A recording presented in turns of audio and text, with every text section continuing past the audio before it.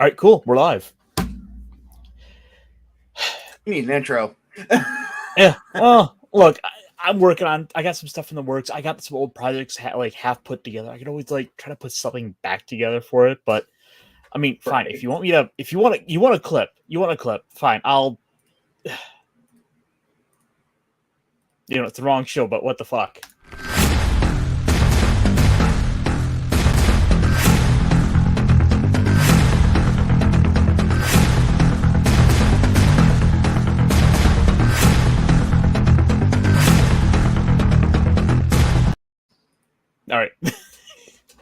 All right.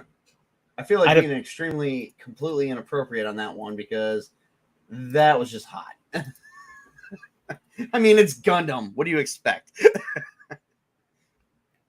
I guess for us to talk about Gundam, but I don't think that's happening.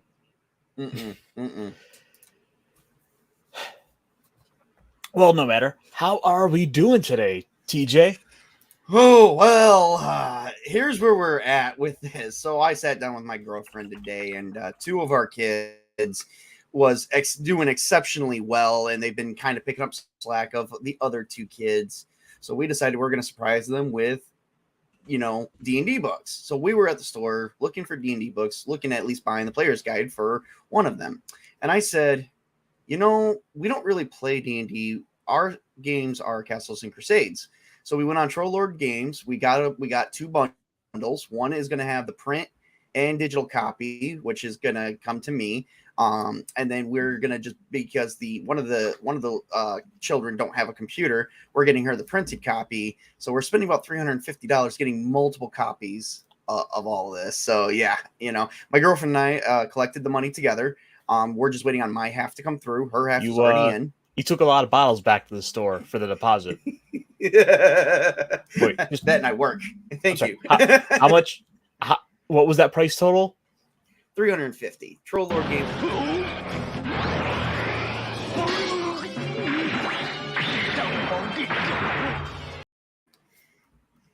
I imagine that Decepticon, if that was a Decepticon, that guy. I was gonna say Wizards of the Coast because they're not getting any of that money. No. That was your wallet when you went to ring up the total. Oh, I knew what I was getting myself into. We were originally going to buy the books individually, but then they had the bundles. I mean, they got sales, man. I mean, you can't go wrong. Yeah, some sales are always nice to do, and I am the lead horseman of the OSR. I am definitely leading this in. Well, look, you got to start even just doing some little something videos, just kind of get something going out there. What I'm waiting on doing, and I'm trying to do this because we're going to be doing, I'm going to be doing a 360 view with my webcam eventually in the future using a battle map and probably doing some streams with Castle of the Crusades. Once the books come in, I'm going to be, hopefully I'll have my freaking webcam stand, but it turns out nobody sells that shit locally. Excuse my language. They don't sell them locally. So I have to special order the webcam stand that will attach to my new desk, and I will be able to do proper reviews of the books. And then for the end of the year leading into the new year, I am actually got a group together for Castles and Crusades to teach it to a bunch of new gamers. So really, you just gotta do something like this and show off a messy desk. But yes, well, exactly. This is my review of UC Werner's Black Cherry. We're just gonna. Question: do you recommend that? Oh yeah, no. This is pretty good stuff. It's good for us having something a little bit different than the regular Werner's. I find the carbonation isn't as let me actually move my microphone up here a little bit. I find the carbonation isn't as profound, I guess. You know how sometimes you'll get a certain drinks that get really carbonated, and like Mountain Dew Firecracker or Spicy Fire or whatever the hell that was. Well, I was gonna say with the regular Werner's where you go to pour a fresh glass and you have to kind of stop for a minute because the carbonation is just throwing bubbles right up in your nose. Oh yeah. I don't know. You don't get that with the regular Vernors, or rather with the black cherry. So it's kind of nice to kind of settle it down, and it's got a bit of that grenadine to it. So you get the extra little cherry flavor. You get some of that, that miracle Michigan medicine. Okay. All right. All right. I'm hearing you. I'm hearing you. Definitely You know, hearing you there. the Midwest cure all of Vernors. Right.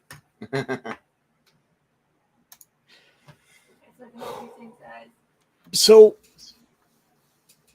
all right. So you're gonna do a whole you just ordered a whole stack of books, and what all did you pick up? Oh, the player's guide, the player's guide, the Castle Keeper's guide, all standard covers. Unfortunately, I didn't get the alternate covers, which I kind of like the alternate better. I think the alternate are the ones I like, or it's the standard ones that I like. But I'm getting the. Let me pull up. Let me pull up what I have here. Give me 1 second. Was it one of those starter packs? Yes, it's the starter. I think it's a starter bundle. Hang on. Oh, I'll be able to tell you for sure. Give me 1 second. Oh, here we go. Here we go. And I'm going to share my screen here with you, my friend. Yeah. Sorry about that. I had to make sure it wasn't one of my kids. This is for them. All right. Yeah, pop that in there. So that is what I plan on buying 2 sets of. One is going to be for one, and then the one is going to be for me and the other child. Okay. So here they get the Castle Keeper's Guide, the Monster's Treasure, the Player's Handbook, a small adventure down here in the corner. Here's my arrow. And then you get reference sheet of every character class plus a blank regular sheet and the Castle Keeper's GM screen. So it sounds like you want to get the kids to do a little bit of a behind the screen stuff. I've already been asked. I've been asked to teach. I'm teaching. Okay. I am making the new generation of GMs. That's what we need. And I guess really what would be kind of interesting to do then for you is to even consider going down to one of the local shops and trying to look into the local tabletop community. Come on, guys, you won't be long. Right now, locally, we're not really. When it comes to tabletop, it's just tabletop is just not in. It's wargaming strictly right now in the local area. I've been to 5 shops already. Well, I've been to like 5 different shops already, and like the biggest thing is just wargaming, Warhammer, and either that or Magic the Gathering. Unfortunately, yeah, Magic the Gathering. I mean, if I can get a reserved table, I'll be down for all of that. But the problem is getting the reserved table is not going to be a possibility. Unfortunately, it's not going to be a possibility. Well, what about that one shop down by the White Horse Tavern? Oh, you mean Great Escape Gaming? Yeah, that's the one. Magic, unfortunately, Magic and Pokemon. I mean, I've been in there like one time, so I don't really know the. I mean, we're gonna have to. Honestly, what I'm thinking we're gonna have to do, and I'm gonna say we, because if I'm gonna do this, I'm gonna need a partner. What we're gonna have to do is, because you've seen my area, you've been to my studio, yep. Ironcaster, you've been in front of me, and plus we have history. We are gonna have to try and see if we can open up some kind of, like, if we want kids and new people to come to this, open up some form of club at maybe one of our local residences or something. I am not sure right now. Space where we both live at, space is very scarce because a lot of buildings are getting torn down. Well, and not only that, even if you get the shop space, it's about $500,000 a month. It's like, what are we going to do to make that money? That'll be a whole business thing, but we're going to have to pretty much go in on this on our own, because all the shops are, unfortunately, they're all into wargaming. That's where the money's at. I mean, that's just the hard reality of that. That's the economy right business. there. We have to swallow that. We're going to have to swallow that. They have to make money, and that's understandable. But see, here's the thing too. We won't make money just off of doing this. So unfortunately, at a local residence is the only option we really have. But Well, like, this not is really not something though. one person can pull off. I mean, really, what share some okay, ideas, because I share some ideas. just going down to these shops and throwing up a flyer, trying to throw the idea out and try to drum up some attention, some business to start going to the shops and running the games. Even Okay. if you're own local, even if you're own your game, to help foster up that as an image of what these businesses are. And also, I mean, if you in turn are, playing Castles of Crusades at the shop, you can talk to them about ordering books for you, Mm-hmm. which would Yeah. then get it on their radar of books to pick up. Well, unfortunately, I've already talked. I've actually been out doing this already. Okay. And unfortunately, no gaming shops are no longer doing online orders anymore because they've had a lot of fulfillment. They fulfilled every order 110%. And I say that because they have done it 100% of the time. Problem is, the customers find it for a better price elsewhere before they do their research, and they keep resending it, and the stores end up with this merchandise that they can't get rid of. Well, then special order. Ask them if they can order a book for you. No, that's part of the problem. That, like I said, that was part that they stopped that because of what I just said. Well, the thing is, one of the shops out here by me is Mm-hmm. I've been able to order stuff from them that way. Oh, okay, okay. Okay. I mean, mind you, I've only been to. I haven't been out actually towards you, unfortunately. I've only been out towards where I am, and I've got like 5 shops near me, three to 5 shops easily near me. So if these are the wrong shops that I'm talking to, then maybe you and I need to collectively go into this other one and see what we can do. Oh yeah. Well, I mean, the only issue I think for you is going to be the driving, because it's like an extra, like it's like a 15-minute drive versus those are just right there by you. So it's like you have to do a little bit of extra driving, but what is 15 minutes? Well, the extra driving is not the problem. The problem is I haven't been in this area in years or a long time. So a Great Escape Gaming didn't exist. Like, all the shops I visited didn't exist when I was when I was in my hometown last. Now I'm back here, and there's all these kinds of shops all over the place. And the only one I knew about was one out, the big one that everybody went to out near the mall. The Sanctuary. That was the only one. I know, right? Well, so for example, the place I've been going to is one that originally started as just more of a come in and rent the games out as a bit of a board game cafe, but people just frankly weren't coming to do that, so they've had to slowly transition into a regular kind of store. They do Friday Night Magic, they do stuff. Apparently they're just starting to do some Warhammer. Okay. And they have the rooms and the room space in the back to be able to run games. So you can like rent that room out to, throw your parties or do all that and, come hang out. Right. Okay. So I think probably for the best thing for what you want would be to go to a shop like this, talk with the owner. He's a good guy, and see about trying to try to muster up something, get even like I said, put up a flyer and talk with them about, hey, can we try to do some sort of open table, like invite people in to do something on, say, one of the weeknights, because I think that would probably be the good thing to do. Right. And worst case scenario, I'm not saying he'll do this, but if we do get a table reserved and he charges us for it, we could come up with the money, ask for some donations, because it ain't free to do that. Mind you, but in case we get hey, drop a couple dollars or give the shop business, depending on however he wants to do it. But I think he does like $5. Okay, I mean, regardless of which, we could figure out how to recoup that money so we can do it again and do it again. I mean, unless if it's very negligible, like you said, $5. That sounds actually very negligible, even for my type of with my job that I got going on. I can't see how we can't swing that. Oh yeah, that's like soda. I'd be down. Oh yeah, definitely. We can definitely get because I've got a treat. I've got a live group of 4 players right now. Oh, so well, actually, that would be kind of fun, because I've been going back and looking at some of the older, like, 1st and 2nd edition adventures, and it's kind of like looking at the player counts for those, might be like minimum 4 to like 6 players, and it's like, ooh, because you remember how when we were playing, it was like we would have basically 3 players and a GM. Right. So trying to get to that upper echelon of that always felt like it was a little like, oh, I don't. It's gonna be tough to get the players all together, but if it can be done, then what the heck?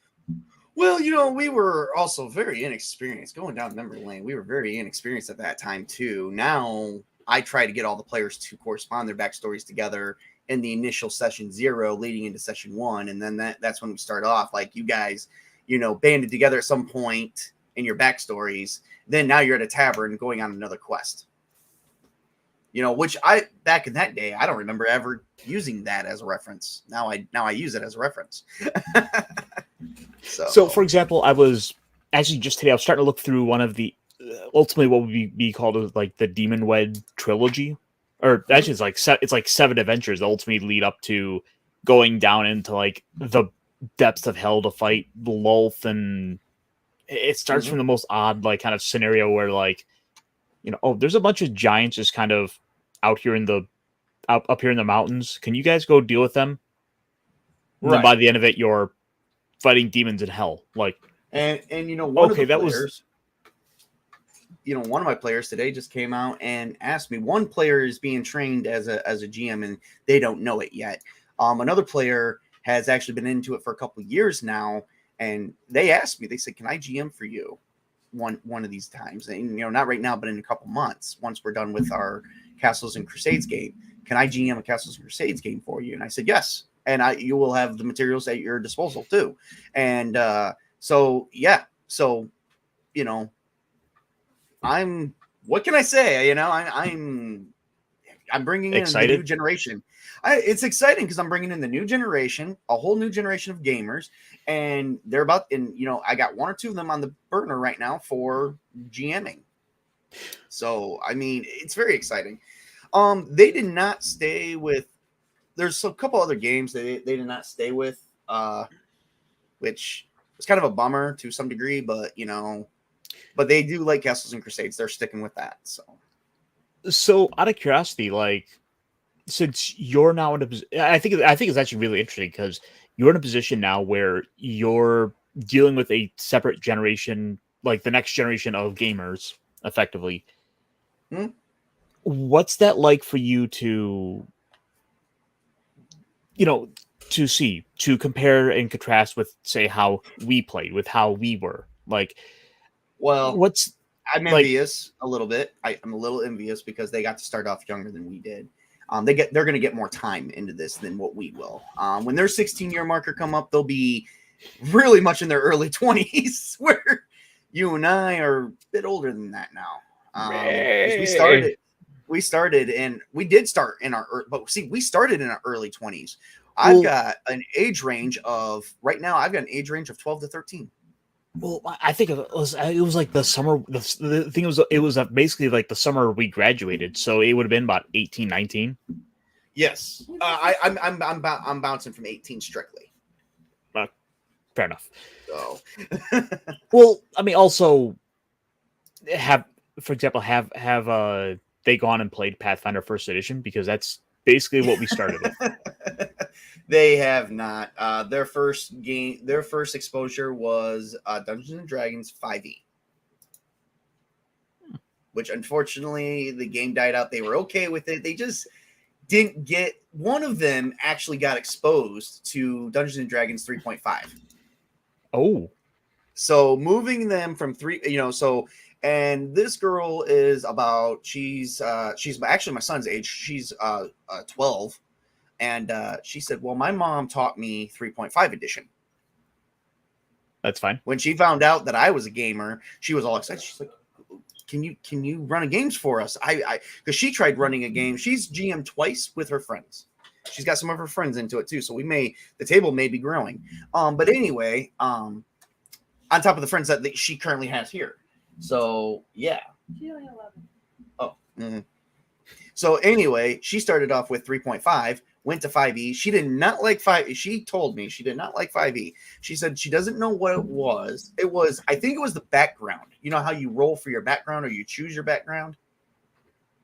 Instead of just making it up from scratch, she did not like that. She hated that because she felt like she didn't have as much freedom with the background. And I said, well, just think of the background as part of your backstory. It's not your whole thing. And she's just like, yeah, no, I don't like any. She didn't like any of them. I'm not sure what it was. So I introduced her to Castles and Crusades, and she's loved it ever since. Which I think is kind of interesting because, well, I guess with character creation, how are you guys are running it though? Because my understanding is it is effectively is like those early editions. How do you guys do stat generation? Okay, so stat generation. By the way, hail Vince. Let's make sure we have our one guy, our one. I don't know how many people is watching, but he said something. Yeah, I want to make sure to at least like bring him up on screen. Just hello. Yep. We're just kind of rambling and figuring this out. Character generation is a little bit now. This game is more like the way someone put it to me. It's more like, instead of like charging in and feeling invincible, you've got the Lord of the Rings feel of, oh crap, we gotta run. So stat generation is 3d6, and it's a little bit tougher because usually if you got a 9 or so an 8 or 9 is usually a -1 modifier. So in Castles and Crusades, I actually have the 7th printing book right now in front of me, and I'm about to tell you some differences here. So 9 to 12 attribute scores only gives you a 0. 13 to 15 gives you a +1, 16 and 17 +2, so on and so forth. 18 and 19 is +3, and anything above that grants you a +4, which is also in the Castle Keeper's Guide. I will not share all of that. And then 6 through 8 is -1, 4 to 5 is -2, so on and so forth. So the stats are a little bit harder to generate, and I've seen the difference between 5e, Pathfinder First Edition, and OSR modifiers. They are harder to get the higher up modifiers, and they like that. I don't know, they like that. Even if you get an 18, you're still not invincible. So are you guys are you doing it down the line, or are you giving them free reign to put them where they want? They put them where they want, or they have me do it. Whatever would help their character out with whatever they choose. Now, a couple times these characters were one time they were all elves. They were all elves, so they could have been said from the same village. But we had an elven fighter, elven wizard, and whatnot. So they wanted the stats to benefit the class that they were in, because obviously that's what they would want, and go from there. So obviously the wizard in Castles and Crusades, their best stat should be their intelligence. That's actually their primary attribute for that class. And for fighter, it would be strength. So they usually put their best attribute in their their primary modifier, and then they went secondary. You have 6 modifiers you choose from, and your savings throw is derivative from these 6 modifiers all equally together. And so unless you're human, you only get 2 primary attributes, and everything else is secondary. Now, if you're human, you get 3. You get your 1 from your class, you get to choose 2. And that's how it works. When you create characters, you go off your primary modifier, which is your class base, and then you get to choose the extra one for free.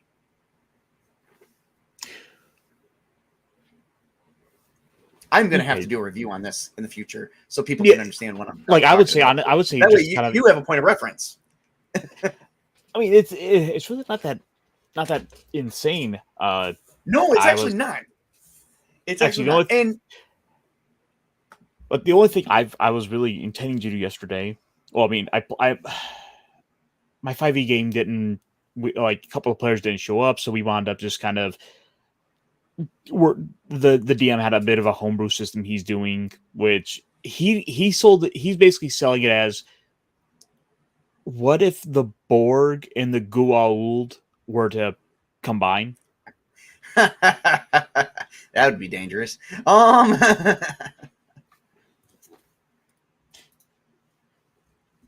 Hey, hello. Christian. Oh, I haven't seen you in a while, dude. Of course, I love that. I love that picture of that car. Is that Kit? Is that like the original Kit from Knight Rider, or is that just his car? I'm gonna assume it's his car. I mean, Okay. it could be Kit. That would be pretty awesome if it was. If Yeah, not, I it's was still an gonna awesome say- car. You know, we'll just call it Kit. He's got the best car ever. I'm sorry, Michael. I can't do that. No, the only thing I was really intending to do, like my D&D game, the D&D game didn't work out too much. And but so I was gonna like kind of sit down and actually figure out how the heck do I actually build characters that in Transformers, Oh, that's a good one. That's a good one. which I'm gonna have to break the time to put the time aside to get on that. Yep. Best way to do it is, best way to do it, if you want to do something fun, and you don't have to do it like this one, do one character sheet for yourself and then go online and make a video of it. I could do that. I mean, I'm but actually gonna do that. I gotta sit here and like clean my desk. Yeah. But my desk is actually, you know what? If I could show you my desk, let me show you my desk real quick. Let's see if I can point it downward. I can't wait till I get my rotating lamp, but oh God, what do I hit here? But as you can see, my desk is pretty well cleaned. And you know what? I don't even need it. Oh, I need more room. Oh, look at that. A hidden table that actually, for a fact, extends pretty far table across is my room. Is like the size of your desk. You just pull the thing out. It is a pretty cool desk. Yeah. Oh man, I saw this desk online and the lady says, "Well, I'm about to just throw it out. Do you want it?" Yes, ma'am. And the lady who originally had this desk asked like, I guess 10 people, then she put it on the marketplace, left it there for 3 months, nothing. So we actually, because my girlfriend knew the woman personally, we got offered, and I said, yeah, you bet your sweet ass I'm gonna pick that up. Because she showed me that feature. That was it. I was sold. I mean, it's useful. I use it for my gaming, so that way I don't sit at the table with my players. I sit a little bit back from them, and I can still see the table and everything. I got perfect view, and it's a perfect cozy little spot for myself when I'm gaming and I'm rolling my dice, and they can't see nothing on my table, even without a GM screen. So it's great. Because hopefully the GM screen will come in, the physical GM screen will come in soon, and I'll be able to roll the dice. Ooh. Well, I'm looking forward to. Like, I got to sit down at the table with you and play sometime because it has been far too long. Oh yeah, and I picked up a little treat. So on top of the $350 that I did spend, I picked up myself a little goodie bag today, and I'm going to. Yep, I'm going to show you what is in the goodie bag. Was it dice? Because, come on, dice. Oh, I'm not going to tell you what's in the goodie bag yet. I'm gonna have to show you. All right, so guys, chat, can you believe this? Like, he won't tell me. Linux, it's dice. Yes, I picked up I created 4 full sets of just miscellaneous junk dice. Zoom that in. Miscellaneous junk dice right here. I got a couple. I've got, you remember this one, Ironcaster? That is one of my first dice I ever had. I lost that whole set, but I found one of it from that dice. Yep. Yeah. Look at that. Thing of beauty. And you know what? These are not even like, some of them do match up, but I'm like, I don't even care. I wanted some miscellaneous dice because I'm a GM. And as a GM, you're going to roll like 3 of these D20s at once because you're going to represent 3 monsters. Actually, the only sad part is I haven't rolled 3 of them at once in a long time because some of my monsters are getting like behind. So some of the players get to take turns before some of my monsters. So these players are brutal, man. These players are brutal. Mind you, I put them in the realm of Ravencraft, a very dark realm, which was made from Ravenloft. I just changed it to Ravencraft because to simulate, okay, it's D&D, yes, but I'm playing it in Castles and Crusades, so I changed the name. And I picked the name derivative from both Ravenloft, the dark realm of D&D, and Lovecraft, of the Lovecraftian universe. So, that makes sense. So, yep. What was Murder Home just too nice? No, they turned it into Murder Home. They created darker. So, like, for instance, one of the first things they did is I took them up against a single warg. They were not doing well at all. And one of the players came up and said, "Hey, is this warg? This warg's like a wolf, right?" So they saw a picture of it. They said, "Okay, well, it's obviously got a gender. Is it a male or female?" I said, "What does it matter?" They said, "Well, if it's a male, it's got a vital spot. And we're going to go for it." And I'm just like, okay. And then they shredded the warg apart within 2 turns. 2 players shredded the warg apart, and I'm just like, you guys make this game darker. So they think ahead. One of them last night just went up against all 5 of them. One was trapped. All went up against a giant spider. So what did they do? Instead of attacking it, they just went for the eyes. They didn't even try to go after the rest of the body. They said, well, if we can blind it, it can't shoot its webbing straight. It'll have a almost 100% blind check. So they're like, you're pretty much not, you're going to have to roll percentile, see what's the likelihood of you hitting someone, and I'm like, yeah, maybe, but I'm also the GM. And they're like, but this is important. So they were trying to blind it. And the one girl decided, well, I'm going to take my twin sisters, because 2 of them are twins, are playing as twin sisters, same race, different classes. One's rogue. One is a cleric. So the cleric is like, is there any reason I can't use a short bow? And I went into the book, and it's in the book that she could totally use a short bow. She's like, I'm going to take my twin sister short bow from her. We're going to trade it in battle, leapfrog it, and we're going to both end up behind it, and I'm going to shoot it right up the web hole. And I'm just like, they said, okay, well, this isn't going to work. So you know what they do? They so I said they fell down in a hole, and the spider was like a lay bed spider where, they go down in a hole, and about probably halfway down, they make a web that's like a trampoline. So they're like, this is like a trampoline, right? I'm like, yes, but you can fall. You don't know how much is a cavern. They say, it doesn't matter. They cut the webbing, and everyone falls over 60 feet, including the spider. The spider did catch itself, and then they end up in a dungeon. I'm just going to kind of sketch it while we... Yeah, so... Giant spider, remember that. Yeah. Yep. These kids are creative as ever. This is my amazing artistic talent at work. Yeah, man, I'm not even that good. I'm gonna be that good with 4, an actual pencil. 5, 6. Okay, yes, they're all. It's a rare Asian spider.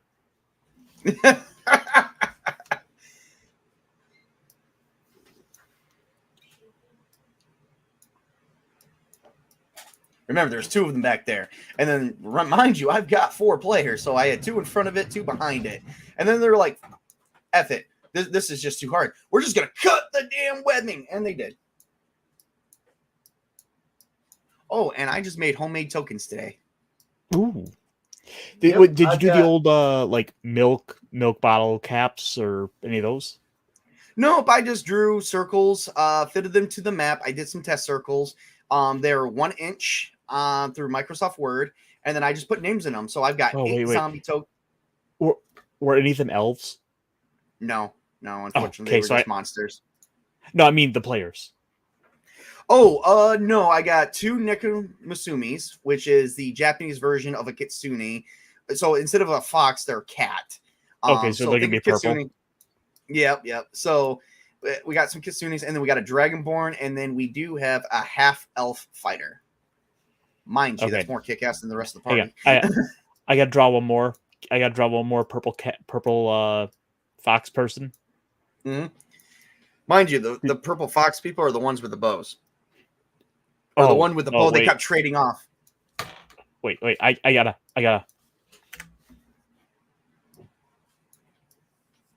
Now they've been throwing this bow back and forth, and I said, well, I mean, if you're within close proximity, I'm like, and they're like, that's what we're gonna do. We're like, whenever it's our turn to attack, we're gonna trade. And she's like, I'm gonna go behind her. She's gonna be behind me, and I'm like, damn, that is some really good. I mean, I don't know. I mean, when we first started, I never thought about doing that. I'm like, damn, that is some really good tactics. So they were back to back the whole time. Oh, wait, no, it's already been thrown. Oh shit. I gotta, do I? And then the Dragonborn carries the Dragonborn Oh, is a there's druid. a Dragonborn. I forgot to draw the Dragonborn. We're gonna. Is he up front? We're gonna draw him up front. Yep, and he wields a scythe. Oh, come on! I gotta draw this now. You just got to draw a scythe like the Grim Reaper. Yes. All right, Christian, you have a great time too, man. And that, by the way, that is an '87 Trans Am T-top, and that is totally his car. Oh, dude, I freaking love Trans Am. That was my dad had a Trans Am. Yeah. Oh, geez. Yep. So, yeah, we have a red Dragonborn. So you got the right color down because remember, Dragonborns can choose their colors. So he's from the red lineage. Okay, so he's got little horns. He's gonna have a little snout. Yep. Remember, they don't have tails or wings, unless in some games they can. But I think in Pathfinder you can actually. I think in Pathfinder you can actually change them a little bit. Like you can change their attribute traits a little bit. I'm not and sure you say how big was this? Oh, scythe was this? Because that's important. Oh, it's think of a Grim Reaper scythe, so it's two-handed, 2d4 damage. Yep, there we go. And he's swinging that around its head. So he's doing imagine him just going up in the air and he's just swinging it constantly. Okay, all the way around. So yeah, there we go. And he's up front. He's like, I'm going after its eyes or the head, and then he's just swinging it, and yeah, that's exactly what they're doing. Are there any other key details I need to add into this? Well, there needs to be a cocoon, like a cocoon web, because there's an NPC named Milton. Oh, he's a human wizard, and he is in a cocoon right now that he can't break out of, but the others broke out of theirs. And he's still stuck in there, by the way. Okay, so my son plays a Dragonborn, and he's like, "Did you take Milton from the Suicide Squad?" And I'm like, "Yes, the second movie." Wait, who's Milton? Are you kidding me right now? He's the driver. Milton was with us. What was he gonna do? Drive us up here? He already drove us to the door. What is he gonna do up here? Well, he was just helping us. And then Harley looks and goes, Milton. Milton. It's like they all have to tell me about that. So yeah. Memes of destruction. How's it going? Sup memes? I'm just drawing expert renditions of apparently an RPG session. So basically, yeah, I'm a rousing Ironcaster with an RPG session, so it's all good.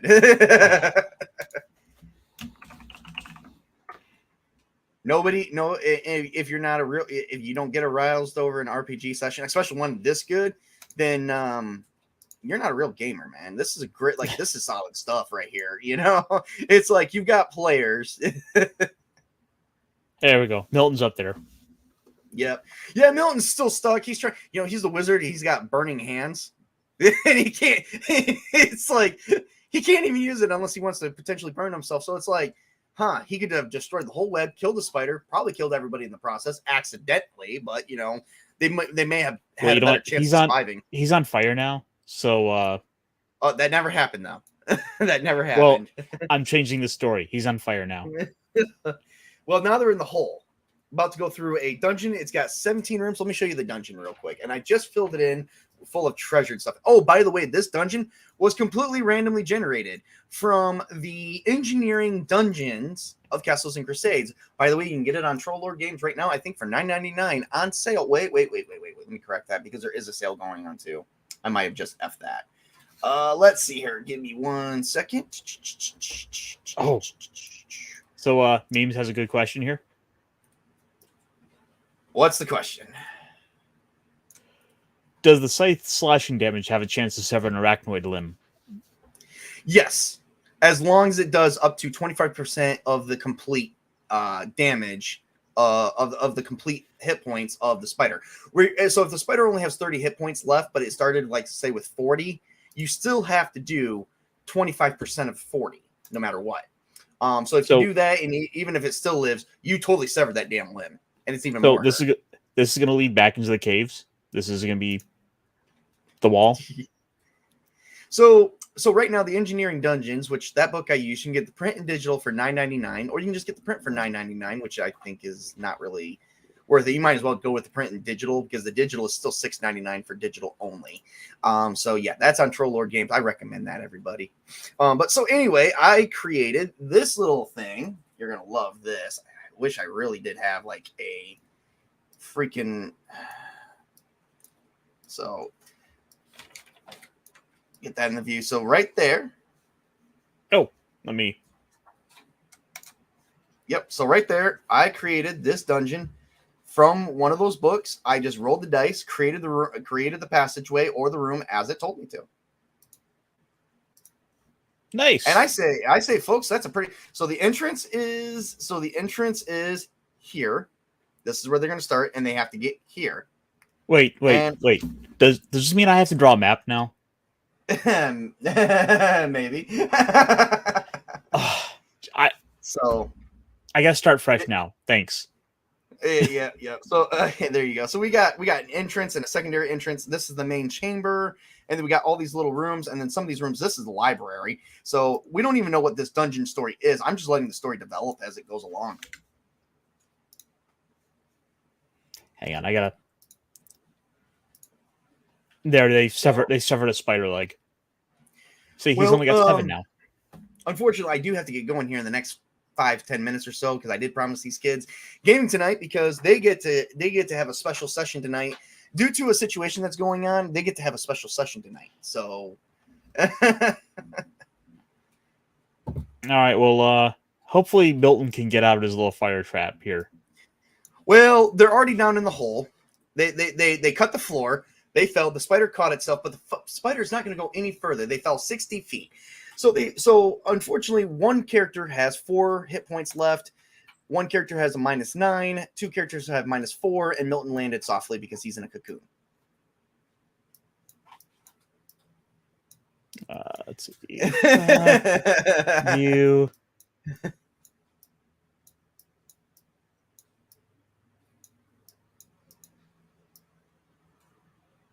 Fuck you, heal me.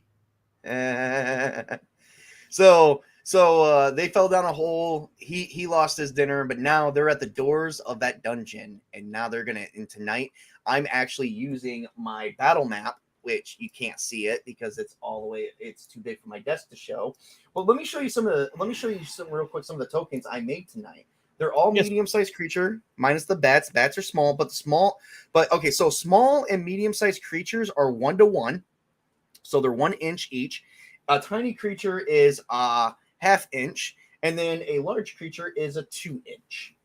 So let me show you my large creature, and then I'm going to show you my main NPC, of which one of my characters came up with, one of my players came up with his name, and I actually created a story. Now, I'm also working on a website currently, a fandom, where all of this is also going to be previewed to the public, and they can read into the history of some of the NPCs that I make and stuff like that. But before we keep going, let me show you some of the greatest things I came up with today. So I've been working on this for the past week between my job. So as you can see, we have a wraith. They were supposed to have numbers on the back of them, but I couldn't get them to print. And then we have a large spider. And then we have the main enemy. We call him Gabriel Goregutter. I gotta stop and ask you real quick. Do you want me to draw the art for those? If you can, yes. Look, I am an expert here. Oh, man. You want the spider. You know what? No, we're good. You sure? I worked so hard on this. Look, I even added a skull and a vampire. No, we're good. Oh, we even have a vampire mate. We even have a token for 1 vampire maiden encounter tonight too. They are in for some fun. Now Gabriel Goregutter, it was funny because I was trying to come up with his name. I was trying to go off of something for the original Dracula, Vlad the Impaler. And my son turns around and says, just call him Goregutter. And I say, why am I going to call him Goregutter? He's like, well, wasn't Vlad the Impaler like a terrible emperor that like killed his subjects by impaling them on spikes in the ground? And I asked my son at 13, mind you, my son's 13 and he knows this. And I said, where did you hear this from or read this from? He's like, well, it's part of history, Dad, and I like history, and I looked up history. So he looked it up. He heard about the Castle Dracula, so he looked it up. He said, I found it on Wikipedia, and I found some other sources. He's like, because I know Wikipedia, you can just post anything on, and I'm like, smart, okay, I don't need to teach you that. So he talked about that, and he's like, well, why don't we just call him Gabriel Goregutter? And I'm like, because you want him to be Gabriel, right? I was like, yes. He's like, just call him Goregutter. He tied each limb to a horse, so 4 horses, and then as they were separating, he went in with his weapons and shredded him out by going through the chest and out the back, or vice versa. He can go out through the back and out through the chest. He's like, what kind of weapons would Gabriel like do? So I drew up Gabriel, and it turns out Gabriel has the ability. So here we go. Oh yeah. Look, here he is. Yeah, I know. I see it. So Gabriel Goregutter, so also known as, also known as the Crimson Goregutter, because he's always usually all bloody, plus he's a vampire. So he has an attribute stat for his strength. Why did I not think about this? His strength is a 21 at a +4. So you go to the Castle Keeper's Guide and you see what a 21 grants you. A 21 granted him the ability to easily wield a 2-handed weapon of any kind in one hand. So he is actually wielding two-handed great swords with one hand without penalties. I can add in just an actual dragon. Eventually. There you go. You okay? What'd you do, burn yourself? No. There we go. Oh, yeah. That you said that you made. But I We gotta. Yeah. You're gonna give me no damn credit for helping. I gave you credit. My girlfriend did cut everything for me, just so everybody knows, because she's a good cutter than I am. And laminated. And she laminated it. And then cut it again. And then cut it again. Yeah. Thank you. And then she cut it again. She did all the work to make sure that these got brought out, so we have to give her credit. Her name is Mama Wolf, and many of you probably have seen her in some of my chats. She is subscribed to Ironcaster's channel too. Yay! So I bet you she's about to freaking log on just to say, yes, I cut all those for him. Oh, we're gonna. Now I'm like trying to make this as accurate as possible. I know. Well, I mean, that's exactly about what it looks like.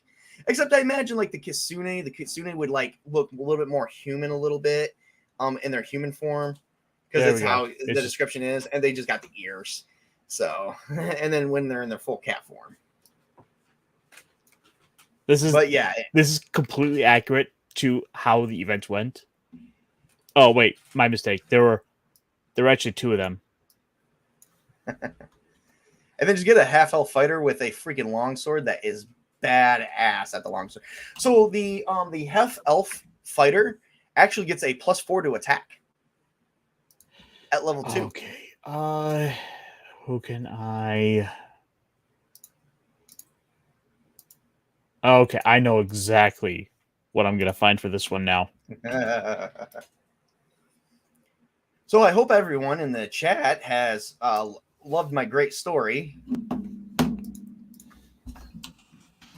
Oh, and they've already visited Madame May, who is also, a ripoff of Madame Ava from the original Ravenloft.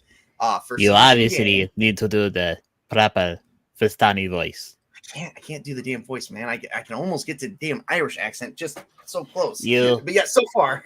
No. You see the secret to it is you kind of force your vocal cords back, like you're kind of condensing a little bit, and you kind of shove it back, and then you go down, and now you have the Madame Ava. You fool!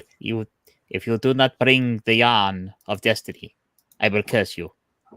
Yeah. Well, right now their fortune was told. Right now, the enemy is not making a move against Goregutter. Is not going to make a move against the players because the players are no threat to Goregutter. However, they don't know better. However, they were told to visit Goregutter's high tower, which is 1,000 feet in the air from a mountain, and then you have a few floors. Well, unfortunately, they never made it there. That's how they ended up in the spider's trap. They caused a rock slide trying to climb it. Someone rolled a 1. Now, if only we had fumble. There we go. There we go. There we go. Making this That more is- that- accurate. That is a more accurate representation of clearly what happened. Aside from the fact that players are completely badass. I think that's your fault, if anything.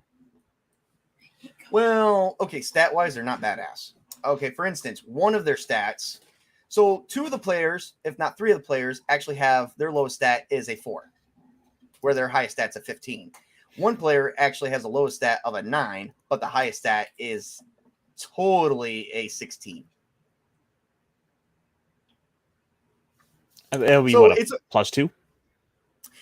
for 16, that would be, I believe, a +2. Yes. Okay.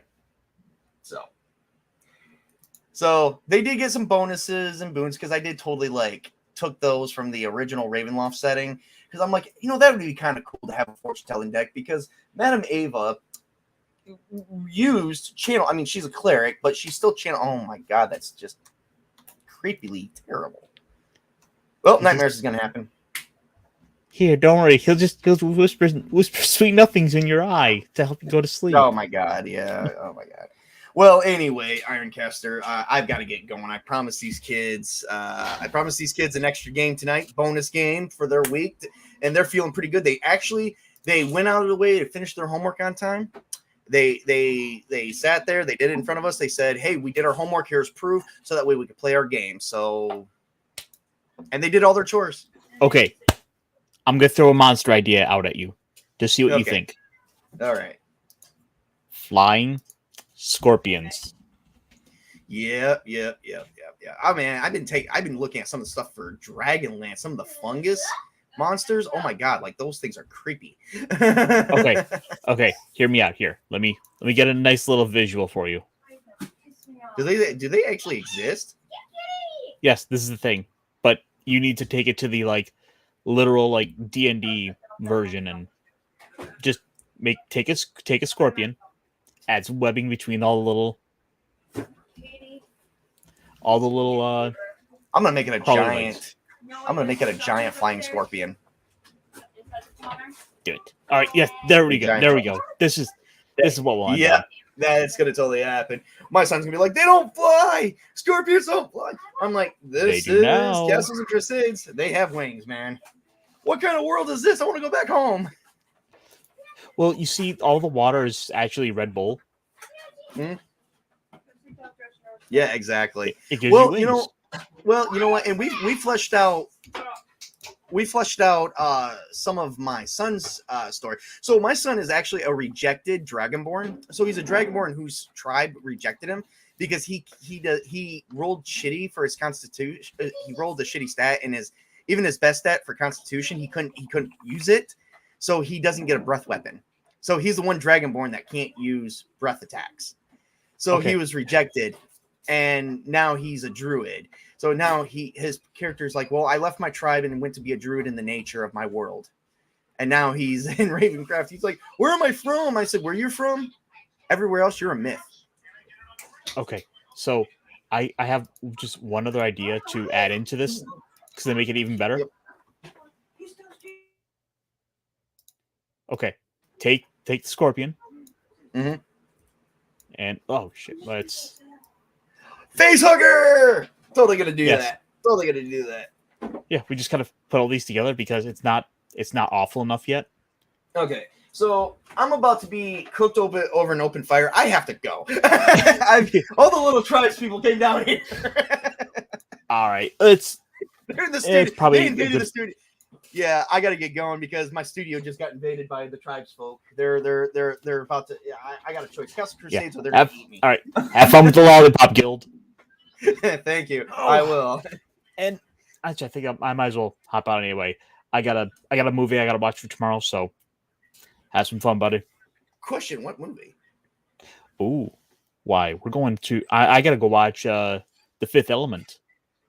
Oh man, I love that one. That's my favorite one. Oh, that's one of my favorite movies. I have it. Oh, love Bruce Willis in that movie. Mila Djokovic did a great job. You know, that hair was a totally mistake. She was supposed to go completely red, but because she didn't bleach it first, or she bleached it, she did something wrong, and it turned out orange. It was a complete accident. You should look into that. Oh, I will have to. She actually said it was complete accident. She was supposed to be a freaking redhead, but because she did something wrong, it turned out orange. And then when they did the filming, they were like, don't, because they were like, oh my God, this is a catastrophe. And then the director came out and said, no, this is the way the character's supposed to be. No, this is perfect. And they ran with it. They filmed it to see, they did some test film. They filmed it to see how it would look. And they're like, you're keeping it. So. What's up, Man of War? Just kind of we're wrapping down for now, but keep refreshing that YouTube feed. There'll be a live stream going on somewhere. All right, well, tabletop. Thanks for taking the time to chat with me. And anytime, you know that. Everyone out there, have a good one. Let me